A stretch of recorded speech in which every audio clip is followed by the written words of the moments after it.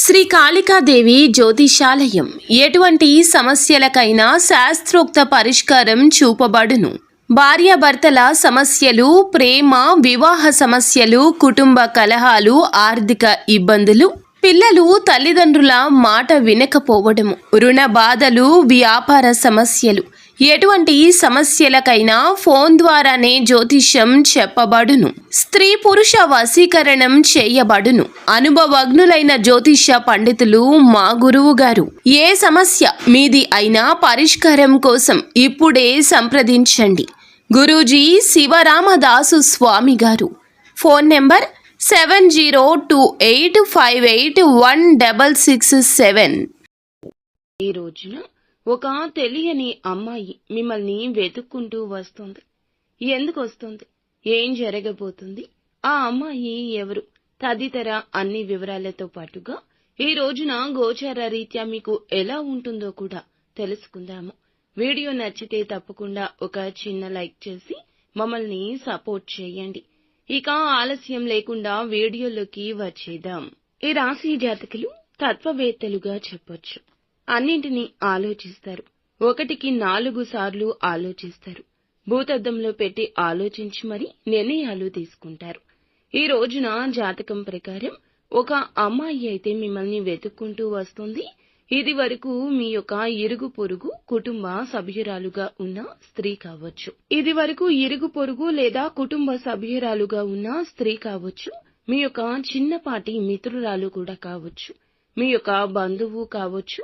ఇలా ఎవరైనా సరే మీ యొక్క జీవితంలో ఇది వరకు వారితో చాలా సఖ్యతగా ఉన్నారు. అయితే చాలా కాలంగా వారిని కలుసుకోలేకపోతున్నారు.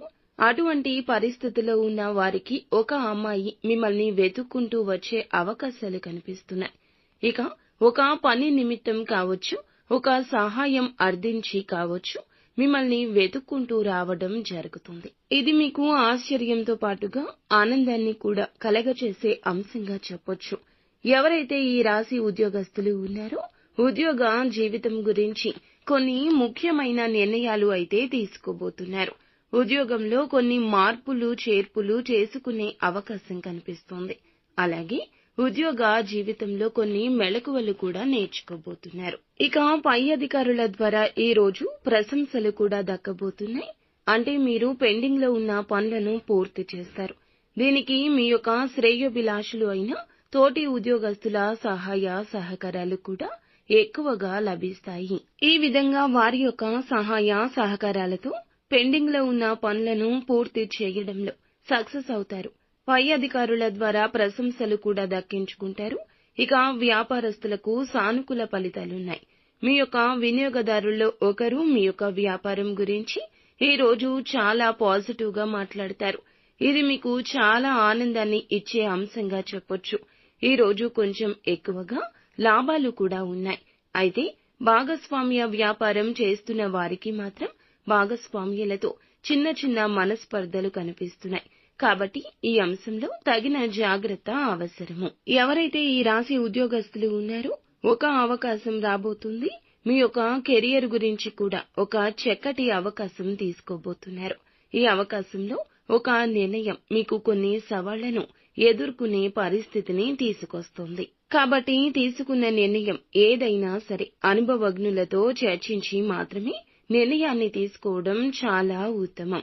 అలాగే కుటుంబ సభ్యులతో కూడా ప్రతి అంశం గురించి చర్చించండి.